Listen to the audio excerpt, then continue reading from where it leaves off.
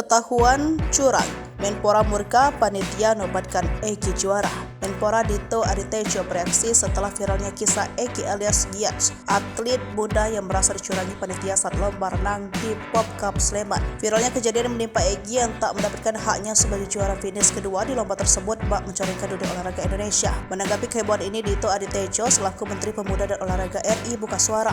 Ia berharap agar kejadian yang menimpa Egy ini tidak terulang kembali. Dito menyebutkan hal ini menjadi acuan ke depannya agar pihak Kemenpora lebih fokus untuk membenahi SDM dari aspek olahragaan. Setelah Menpora turun tangan, barulah Dinas Pemuda dan Olahraga Kabupaten Sleman telah bertemu dengan orang tua atlet dan pelaksana teknis lomba.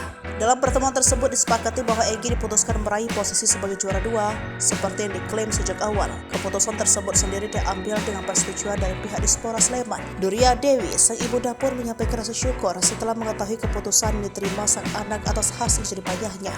Rasa syukur itu disampaikan Duria melalui unggahan Instagram setelah bertemu dengan pihak Dispora Sleman pada Kamis 30 November 2023. Adapun dalam pertemuan itu, pihak penyelenggara lomba pun ikut meminta maaf atas kesalahan yang terjadi.